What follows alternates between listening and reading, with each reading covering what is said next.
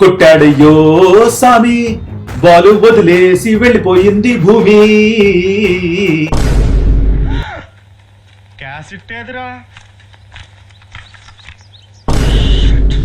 పెట్టడం మర్చిపోయినరా. ఇది ఎవరి గురించి? టిమ్ డేవిడ్ గురించి. ఎందుకు 106 మీటర్ సిక్స్ కొట్టాడు. చిన్నస్వామి స్టేడియం వదిలేసి బాల్ భూమి వదిలేసి వెళ్ళిపోయింది కబన్ పార్క్ లోకి.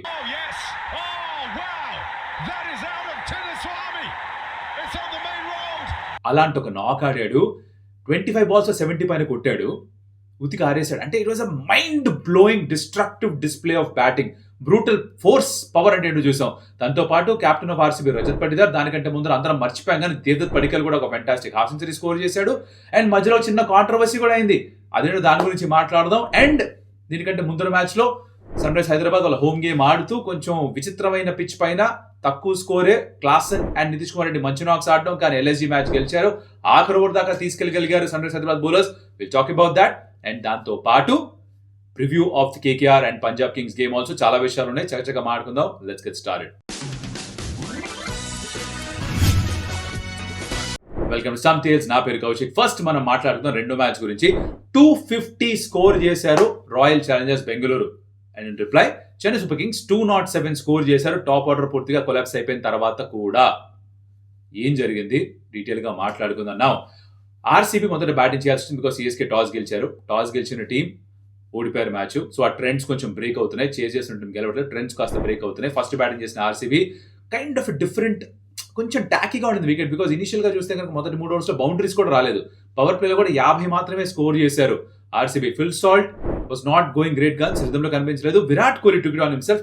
తను కొంచెం అగ్రెసివ్ గా ఆడుతూ ఒక నో లుక్ 6 కొట్టాడు, 2-3 4s కొట్టాడు. తర్వాత శివం దుబే ఒక క్యాచ్ డ్రాప్ చేశాడు. ఈవెన్చువల్ గా శివం దుబే క్యాచ్ పట్టాడు. సో త్వరగా ఫస్ట్ అవుట్ అయిపోయింది విరాట్ కోహ్లీ. సాల్ట్ కొంచెం కంటిన్యూ చేశాడు. బట్ ఇవన్నీ వదిలేసి ముగ్గురు గురించి మాట్లాడాలి. ఫస్ట్ దేవదత్ పడిక్కల్. మాడకపోతే మర్చిపోతాం, ఎందుకంటే ఓవర్ షాట్ అయిపోయింది తను నాకు. దేవదత్ పడిక్కల్ అమేజింగ్ ఫామ్ లో ఉన్నాడు. తన డొమెస్టిక్ లో ఉన్న ఫామ్ మొత్తం అంతా కంటిన్యూ చేస్తున్నాడు ఇక్కడికి. అండ్ మొదటి మ్యాచ్ లోనూ ఇలానే హాఫ్ సెంచరీ స్కోర్ చేశాడు. ఈ మ్యాచ్ లో కూడా హాఫ్ సెంచరీ స్కోర్ చేశాడు. ఎంత ఈజీగా కవర్స్ మించి అండ్ ఆ straight down the ground shots, ఆ ఫ్లిక్స్ పుల్స్ ఎంత బాగా ఆడుతున్నాడంటే వేరే ప్లానెట్ నుంచి వచ్చినట్టుగా, ఇంకో గ్రహాంతరవాసి లాగా బ్యాటింగ్ చేస్తున్నాడు. But beautiful to watch cricketing shots. What some odd reason ఇంతకు ముందర కూడా ఫస్ట్ లో ఆర్సీబీకి ఆడినప్పుడు చాలా బాగా పర్ఫామ్ చేశాడు. తర్వాత వేరే ఫ్రాంచైజ్కి వెళ్ళినప్పుడు అంత గొప్పగా పర్ఫామ్ చేయలేదు. తిరిగి మళ్ళీ ఆర్సీబీకి వచ్చినప్పుడు దాని జెర్సీ కిస్ చేసేంత పర్ఫార్మెన్స్ ఇస్తున్నాడు. అలా he's kind of making his presence felt. తన మార్క్ వదులుతున్నాడు. ఈ సీజన్ పైన మొదటి 2 మ్యాచ్లో కూడా 2.5 సెంచరీ స్కోర్ చేశాడు. Great job by him. దాని తర్వాత captain of RCB Rajat Patidar, right, తను ఒక 6 సిక్స్లు కొట్టాడు. But one point of time ఫోర్స్లో ఓన్లీ 6లు కొడుతున్నాడు తను ఈజీగా. కాళ్ళు కదపకుండా straight down the ground, pull shots, 6 hitting beasts గా మారిపోయారు వీళ్ళందరూ బ్యాటర్స్ కూడా. బ్యాటింగ్ ఇంకో లెవెల్కి వెళ్ళిపోయింది. Bowlers need to come up with something new. Will talk about that also. కొంచెం సేపు ఆగండి. సాయి కృష్ణ మనకి వీడియో పంపించాడు. Take a look at the video first. మావా బ్రో, ఆర్సీబీ బౌలింగ్ కొంచెం వీక్ గా లేదు. ఆ భువనేశ్వర్, జాకబ్ డెఫీ తీసేస్తే మిగతా వాళ్ళందరూ కొంచెం తేడా కనబడట్లేదు. కొంచెం దీని గురించి మాట్లాడు, నీట్ గా ఎక్స్ప్లెయిన్ చేయి మావా bro. Alright. So Sai Krishna అంటే ఏంటంటే జేకబ్ డఫీ, భువనేశ్వర్ కుమార్ లేకపోతే ఏంటి పరిస్థితి? బౌలింగ్ కొంచెం షేకీగా ఉంది కదా. ఉన్న బౌలర్స్ ని కూడా తీసేస్తే ఆబ్వియస్లీ షేకీగానే ఉంటుంది. మీ ప్రైమ్ బౌలర్స్ ఎవరైతే ఉంటారో ఒక స్క్వాడ్ లో, వాళ్ళు లేకుండా చూడాలి అంటే ఎవరికన్నా కష్టంగానే ఉంటుంది. ఇప్పుడు కేకేఆర్కి అదే పరిస్థితి, సిఎస్కేకి అదే పరిస్థితి, రైట్. మీరు ఇప్పుడు ఫర్ ఎగ్జాంపుల్ డీసీలో మిచెల్ స్టార్క్ లేడు, నటరాజన్ తీసేయండి, ముఖేష్ కుమార్ తీసేయండి, ఏమవుతుంది? వాళ్ళు వీక్ గానే ఉంటారు. So you cannot say remove these 2 bowlers and it looks week. అది కొంచెం the way of looking at is slightly skewed అంటున్నాను నేను. ఇప్పుడు జాష్ హెజల్వుడ్ వెనక్కి వచ్చేస్తే ఇంకా స్ట్రాంగ్ అవుతుంది in fact RCB bowling. Yes, for some odd reason injuries ఏదో అయ్యి ఒకవేళ భువి కానీ ఆర్ జేకబ్ డఫీ కూడా మిస్ అయిపోతే ఎవర్రా అంటే ఓ మంగేష్ కుమార్ తెచ్చుకుని ఆడించాల్సి వస్తుంది. అప్పుడు ఆబ్వియస్లీ వాళ్ళ బౌలింగ్ ఇన్ఎక్స్పీరియన్స్ ఉంటుంది. ఆబ్వియస్లీ వాళ్ళు కూడా కాస్త ఎక్స్పోజ్ అవుతారు. బౌలింగ్ డిపార్ట్మెంట్లో అంత పర్ఫార్మ్ చేయలేకపోవచ్చు. సో ఇలా బ్యాకప్స్ ఉన్న టీమ్స్ ఎవరైతే ఉంటారో they will do well. That's what I think. But anyways, thanks for the question Sai Krishna. మీ కన్సర్న్ అర్థమైంది. But I think RCB is in good hands at this point of time. మీరు కూడా ఇలా ఏమైనా జాయిన్ అవ్వాలనుకుంటే చెప్పు కౌశిక్ అని ఒక సబ్జెక్ట్ పెట్టేసి మీ క్వశ్చన్ ఆర్ మీ కమెంట్ ఏదైతే ఉందో అది ఒక వీడియో ఫార్మాట్ లో షూట్ చేసి పంపించండి టు kaushiknc@gmail.com. అది నెక్స్ట్ వీడియోలో ఇంక్లూడ్ చేద్దాం. ఓకే, ఇక్కడ మాట్లాడదాం ఆ కాంట్రవర్సీ గురించి. ఇది మీరు చూసుంటే, మీరు గమనించుంటే దీని గురించి కమెంట్ చేయండి, లైక్ కూడా కట్టండి మా బ్రోస్. అదేంటంటే 14th ఓవర్ తర్వాత బ్యాటింగ్ ఆ స్ట్రాటజిక్ టైమ్అవుట్ తీసుకున్నారు. First strategic timeout bowling team తీసుకుంటారు, సెకండ్ బ్యాటింగ్ టీం తీసుకోవాలి కదా. 14th ఓవర్ దాని ముందర 3 overs 50 runs తో కొట్టారు ఆర్సీబీ. ఫుల్ ఫ్లోలో ఉన్నారు, మంచి మొమెంటంలో ఉన్నారు. అక్కడ ఐడియల్ గా మీరు బ్రేక్ తీసుకోకూడదు. బ్రేక్ ఎప్పుడు తీసుకుంటారు? మీ పక్షాన మ్యాచ్ లేకపోతే, మొమెంటం ఆపోజిట్ టీం దగ్గర ఉంటే మీరు బ్రేక్ తీసుకోవాలి, లేకపోతే మీరు కంటిన్యూ చేయాలి. 16 overs తర్వాత మ్యాండేటరీగా తీసుకోవాలి. 14th ఓవర్ తర్వాత బ్రేక్ ఇక్కడ చూపించాడు ఎంపైర్, బ్రేక్ తీసేసుకున్నారు. సరే, యాంటీ ఫ్లార్, దినేష్ కార్తిక్ కూడా లోపలికి వస్తున్నారు, రజత్ పటిదార్ ఇంకా దేవదత్ పడికల్ కూడా వీళ్ళు వస్తున్నారు. పడికల్కి అప్పుడే 50 అయిపోయింది. వాళ్ళు కలిసిన తర్వాత మనకు అర్థం కాలే. మేము ఆడుకుంటాం కామెంటరీ బాక్స్ లో, హనుమ విహారీ, నేను, సుమన్, ఎందుకు ఇలా తీసుకున్నారు, ఏంటి commentary, why do they have to take the strategic time out right now, అవసరం ఏంటి, విహారీ వాజ్ లైక్ ఎందుకు తీసుకున్నారు, ఇప్పుడు నాకు అర్థం కావట్లేదు, ఇప్పుడు ఎందుకు తీసుకున్నారు, ఫ్లోలో ఉన్నారు కదా అని. తర్వాత విజువల్స్ చూస్తే అర్థమైంది ఏంటంటే, రజత్ పటిదార్ అడుగుతున్నాడు దినేష్ కార్తిక్ ని, ఎందుకు స్ట్రాటజిక్ టైమ్ అవుట్ తీసుకున్నారు అంటే, దినేష్ కార్తిక్ అంటున్నాడు మేమెక్కడ తీసుకున్నావు, నువ్వు కదా తీసుకున్నావు అని చెప్తున్నాడు. పటిదార్ అన్నాడు నేను అడగలే అన్నాడు. సరిపోయింది. దినేష్ కార్తిక్ యాంటీ ఫ్లార్ మేము అడగలేదు అన్నాడు. తిరిగి 4th ఎంపైర్ అడిగితే ఏమైందిరా, దినేష్ కార్తిక్ చూసి నువ్వే కదా అన్నావు అంటే, ఇదంతా వినిపించలేదు, బట్ మీ బాడీ లాంగ్వేజ్ తోటి లిప్ రీడింగ్ చేస్తే మీకు అర్థమై ఉండేది. 4th ఎంపైర్ ఏమో దినేష్ కార్తిక్ నువ్వే అడిగామంటే, దినేష్ కార్తిక్ నేను ఎక్కడ అడిగా అంటున్నాడు. అంటే basically 4th umpire will let the on field umpires know. On field umpire ఒక ఓవర్ ముందరో ఒక 30 seconds ముందరో చెప్తే వాళ్ళు ఇప్పుడు రెడీ అయ్యి ఈ సిగ్నల్ చూపిస్తారు. ఇట్స్ స్పాన్సర్ బ్రేక్ కదా, ఇట్స్ స్పాన్సర్ కమిట్మెంట్ కూడా కదా, గేమ్ లో ఆ బ్రేక్ వస్తుంది కదా. ఒకసారి చూపించిన తర్వాత you cannot take it back. 4th umpire Dinesh Karthik చెప్పాడు అనుకున్నాడా, లేకపోతే ముందుగానే ఈ ఓవర్తో తీసుకుంటాను ఏమన్నా కమ్యూనికేషన్ జరిగిందా, ఏమిటో మనకు తెలియదు. కానీ మొత్తానికి ఇక్కడ బ్యాటింగ్ సైడ్ అడగకుండానే ఒక స్ట్రాటజిక్ టైమ్అవుట్ తీసుకోవాల్సి వచ్చింది, బికాస్ ఎంపైర్స్ చూపించేశారు. ఇది could have been a disaster, because మొమెంటంలో బ్రేక్ వచ్చింది. నెక్స్ట్ బాల్కే టైమ్అవుట్ అవ్వగానే దేవదత్ పడికల్ అవుట్ అయ్యాడు. కానీ ఇట్ వర్క్డ్ ఇన్ ఆర్సీబీస్ favour in this case. But అలా ఎందుకు జరిగిందో ఇప్పటిదాకా నేను ఎప్పుడు ఐపీఎల్లో చూడలేదు. సమ్ కమ్యూనికేషన్ ఇష్యూ, 2-3 రోజుల్లో బహుశా బయటికి న్యూస్ వస్తుందేమో, ఎందుకు ఇలా జరిగింది అంటే ఎవరో క్లారిఫికేషన్ ఇస్తారేమో అని ఎక్స్పెక్ట్ చేస్తున్నా. తర్వాత వచ్చాడు ఆ టిమ్ డేవిడ్, ఆడిన నాక్, అలాంటి బ్రూటల్ పవర్, అలాంటి హిట్టింగ్ చాలా తక్కువ సందర్భాల్లో చూస్తాం. వెన్ సంబడి ప్లేస్ అ నాక్ లైక్ దాట్, అపోజిషన్ లాగా మీరు చేయాల్సింది అలా కూడా హ్యాట్స్ ఆఫ్ అని చెప్పడమే, భయ్యాను చాలా బాగా ఆడేవని చెప్పడమే. You have to tell the opposition also that you played really well, మేము ఇంతకు మించి నేను చేయలేమని చెప్పడమే. And Tim David was phenomenal, 8 6లు కొట్టాడు. Bowlers were hit to submission, అంతకుమించి ఇంకేం చెప్పలేము. సో ఎక్స్ట్రాడనరీ నాక్. బట్ ఇప్పుడు మీరు సిఎస్కే బౌలింగ్ విషయానికి వస్తే కనుక, మనం సీజన్ ప్రారంభం కంటే ముందు అనుకుంది ఏంటి, ఎస్ఆర్ఎస్ దగ్గర అంత గొప్ప ఎక్స్పీరియన్స్ ఉన్న బౌలింగ్ అటాక్ లేదు. కేకేఆర్ కూడా ఇంజురీస్ అయిన తర్వాత కొంతమంది ప్లేయర్స్ అవైలబుల్ లేనప్పుడు దాని తర్వాత అర్థమైంది వీళ్ళది కూడా పెద్ద బౌలింగ్ అటాక్ లేదు అని. సిఎస్కే గురించి ఎప్పుడు అట్లా అనుకోలే, మరి ఇలా ఉంటుంది అనుకోలే. ఇక్కడ ఎక్స్పోజ్ అయింది, 3 మ్యాచ్లో వరుసగా ఎక్స్పోజ్ అయింది. ఫస్ట్ మ్యాచ్లో సరే బ్యాటింగ్ ఎక్కువ రన్స్ కొట్టలేదు, బౌలింగ్లో 15 ఓవర్లు 12 ఓవర్లు మ్యాచ్ అయిపోయింది. రెండో మ్యాచ్లో 209 కొట్టారు, అది డిఫెండ్ చేసుకోలేకపోయారు. మూడో మ్యాచ్లో 250 ఇచ్చేశారు, బ్యాటింగ్తో 208 కొట్టారు, ఓపెనర్స్ టాప్ అవుట్ కొట్టకపోయినా కూడా, బట్ 250 ఇచ్చేశారు. ఎక్కడ ప్రాబ్లం అవుతుందంటే, వాళ్ళ death over specialist Nathan Ellis లేడు. దాన్ని పిక్ చేసిన ఒక స్పెసిఫిక్ రోల్ కోసం. ఆ డెత్ ఓవర్స్లో slower balls, yorkers, bouncers, slower bouncers వేస్తాడు కాబట్టి తను ఉంటే దాన్ని కంట్రోల్ చేసి అనుకున్నారు. ఒక 10 రన్ ఉండేవాడు, ఇప్పుడు తను లేడు. ఎలిసన్ తెచ్చారు, తను లేడు. తన రీప్లేస్మెంట్ స్పెన్సర్ జాన్సన్, తను అవైలబుల్గా లేడు. So they have to go with whoever is there. And వాళ్ళు యార్కర్స్ ఎగ్జిక్యూట్ చేయలేకపోతున్నారు. ఈ ఫార్మాట్ ఆఫ్ ద గేమ్ ఇప్పుడు ఎట్లా అయిపోయిందంటే, బ్యాటర్స్ దగ్గర బోల్డ్ బలం పెరిగిపోయింది. చూసారు ఎలా క్లియర్ చేస్తున్నారు బౌండరీ.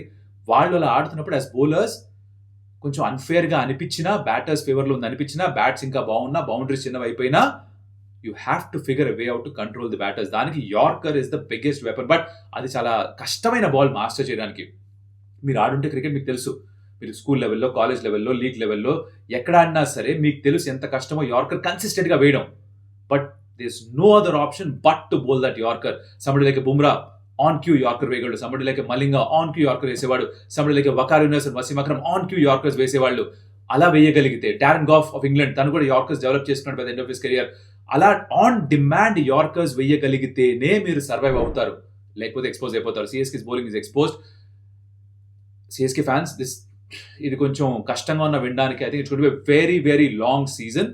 దీన్ని ఎలా తట్టుకుంటారు CSK fans, you have to wait and see. Because unless your bowling improves, unless they suddenly become somebody else, బాగా పర్ఫార్మ్ చేయడం స్టార్ట్ చేయకపోతే, స్పెన్సర్ జాన్సన్ వచ్చి టీంతో జాయిన్ అయ్యి తను డెత్ ఓవర్స్ అద్భుతంగా వేస్తే, అలా జరిగితే తప్ప it's going to be little painful. And match ఓడిపోతుంటే సీజన్ చాలా లాంగ్గా అనిపిస్తుంది, అది అయ్యే ప్రమాదం ఉంది. బ్యాటింగ్ ఇప్పటికీ బాగానే ఉంది, బ్యాటింగ్లో ఇప్పటికి కూడా 200 స్కోర్ చేశారు, in spite of the fact that top order collapse అయిపోయారు పూర్తిగా. If you look at the game, భువికి 3 వికెట్లు వచ్చే తర్వాత నిజమే, కృణాల్ పాండే 1 వికెట్ తీసుకున్నాడు, ఓకే. బట్ డఫీ 2 వికెట్లు తీసుకున్నాడు, బట్ రన్స్ ఎక్కువ ఇచ్చాడు. సంజు శాంసన్, రుతురాజ్ గైక్వాడ్, నంబర్ 3 ఆయుష్ మాత్రే వీళ్ళంతా త్వరగా అవుట్ అయిపోయారు. అవుట్ అయిపోయిన తర్వాత కూడా ఎలా వెళ్ళారు 200కి? సర్ఫరాజ్ బాగా ఆడాడు, జేమీ ఓటన్ బాగా ఆడాడు, ప్రశాంత్ వీర్ బాగా ఆడాడు, దూబే ఉన్నసేపు పర్లేదు కొంచెం బాగానే ఆడాడు, చిన్న క్యామియో ఆడాడు, అంశుల్ కాంబోజ్ చిన్న క్యామియో ఆడాడు. ఇవన్నీ కలిపి 207కి వచ్చింది. అంటే వాళ్ళ దగ్గర బ్యాటింగ్ ఉంది. Imagine the top 3 score some runs, 250 దగ్గరికి వెళ్ళుండే వాళ్ళేమో. But the bowlings got to get better. Sudden గా బెటర్ అయిపోదు. You don't have better bowlers, you don't have different bowlers. ఇదే బౌలర్స్ ఉన్నారు. I don't know how they going to manage this. మరి dugout లో ఉన్న bowlers ఎవరన్నా వచ్చి చేయగలరా జాబ్? చూడాలి. Tough time for CSK fans. అర్థం చేసుకోవాల్సిన విషయం ఏంటంటే every team has some phases. కొన్ని లెజెండరీ ఫేజ్లు ఉంటాయి, కొన్ని హై టైమ్స్ ఉంటాయి. This probably is low time for Chennai super Kings. Last season కూడా గొప్పగా జరగలేదు. టీమ్ ట్రాన్సిషన్ లో ఉంది, ఓవరాల్ ఫేజ్ లో ఉంది. And you have to wait and be patient with this team. Like ఈ పర్టికులర్ రైవలరీయే డామినేట్ చేశారు CSK over the years. But అప్పుడు స్క్వాడ్స్ వేరే, ఆర్సీబీ టీం వేరే, సిఎస్కే టీం వేరే. ఆ టీమ్స్ ఈ టీమ్స్ సేమ్ కాదు. RCB is superior side this point of time. Much all round ఉన్న సైడ్, బ్యాటింగ్ బౌలింగ్ ఫీల్డింగ్ బాగున్న side. CSK not so much. So అక్కడ ప్రాబ్లం వస్తుంది. ఈ సిఎస్కే మళ్ళీ పాత టీమ్స్ లాగా స్ట్రాంగ్ గా ఆల్ రౌండ్ గా డెవలప్ అవ్వడానికి టైం పడుతుంది. దానికి ఓపికగా ఉండాలి. Till that time this pain is going to be there. ఇది తట్టుకోవాలి, ఒప్పుకోవాలి. ఇలా ఎవరైనా చెప్తే మా టీంని తక్కువ చేస్తున్నాం అనుకుంటే ఎవరేం చేయలేరు. Understand that there is a problem. ఆ ప్రాబ్లం ఉందని ఫస్ట్ ఆఫ్ ఆల్ ఐడెంటిఫై చేయాలి. అప్పుడే దాన్ని యాక్సెప్ట్ చేసి ఏమైనా చేయగలరు. That's all I can say this point of time. So ఇలా ఆ మ్యాచ్ ముగిసింది. Sun rise Hyderabad and Lucknow super giants. Again Lucknow super giants toss గెలిచి వాళ్ళు మేము ఫస్ట్ బౌలింగ్ చేస్తాం, బ్యాటింగ్ చేయండి ఎస్ఆర్హెచ్ ఇన్వైట్ చేశారు. For me it was shocker because మనం ఎక్స్పెక్ట్ చేసేది ఏంటంటే ఉప్పల్లో ఫ్లాట్ బ్యాటింగ్ పిచ్చెస్ ఉంటాయి, యాస్టీస్ గా కొట్టేస్తారు, రన్లు వచ్చేస్తాయి అనుకుందాం. ప్రివ్యూలో కూడా పిచ్ సరిగ్గా లేకపోతే జలబల జింక్స్ అవ్వచ్చు అన్నాను లేదా? గుర్తుందా? इसके बारे में इसमें ऑलरेडी हमने एक सॉरी बाबू ऑलरेडी हमने बोल दिया, ऑलरेडी caution किया. స్టార్ట్ చేశారు ఎల్ఎస్జీ బౌలింగ్. షమి 4 overs లో 2 for 9. ఎస్ఆర్హెచ్ ఉన్నప్పుడు ఇప్పట్లో బౌలింగ్ వేయలే. ఎందుకు అంటే దీనికి కారణాలు ఉన్నాయి. ఎస్ఆర్హెచ్ స్క్వాడ్ లో ఉన్నప్పుడు లాస్ట్ టైం అరౌండ్ ఇంకా పూర్తిగా ఫిట్ కాలేదు, డొమెస్టిక్ లో ఎక్కువ మ్యాచ్ రాలేదు, so his body was not ready.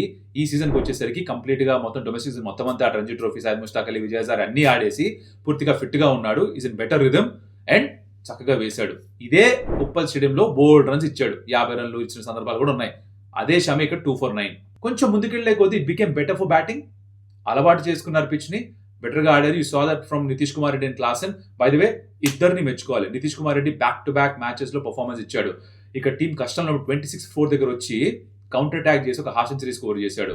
ఏ విధంగా అయితే తను మొదలు పెట్టాడు రన్ స్కోర్ చేయడం, అదొక ప్రధాన కారణం అట్లీస్ట్ రెస్పెక్టబుల్ టోటల్ రావడానికి. ఆండ్రిక్ క్లాసన్ క్రితం మ్యాచ్ లో స్కోర్ చేసిన హాఫ్ సెంచరీ కంటే better half century. Again team కి అవసరం ఉన్నప్పుడు రన్ స్కోర్ చేశాడు. వీళ్ళిద్దరూ కలిసి ఆ 116 రన్ పార్ట్నర్షిప్ చేశారు కాబట్టి కనీసం 150 కంటే ఎక్కువ స్కోర్ చేయగలిగారు సన్ రైజ్ హైదరాబాద్. అదే లేకపోతే ఈ మ్యాచెస్ ఆఖరు దాకా వచ్చేదే కాదు. బౌలర్స్ అందరూ బాగానే వేశారు. అట్లీస్ట్ టాప్ స్పెల్ లో ఫర్ ఎల్ఎస్జీ బాగా బౌలింగ్ చేశారు. తర్వాత వచ్చింది డిఫెండ్ చేసుకునే టైం. సర్ప్రైజింగ్ టు మీ ఏంటంటే జయదేవ్ ఉనాద్కట్ ఎవరైతే ఎక్కువగా స్లోర్ బాల్స్ వేస్తుంటాడో తను సీమ్ అప్ వేయడం స్టార్ట్ చేశాడు. Majority of the balls pacy delivery చేశాడు. 130, 134, 131, 128. యూజువల్ గా ఏమో కట్టర్స్ వేస్తాడు. ఈ పిచ్ లో ఏమో కట్టర్సే వేయలేదు. Maybe he thought it's a better way to bowl. అది వర్కౌట్ అయినట్టుగా అనిపించలేదు. హర్షల్ పటేల్ చాలా బాగా బౌలింగ్ చేశాడు, 3 overs 16.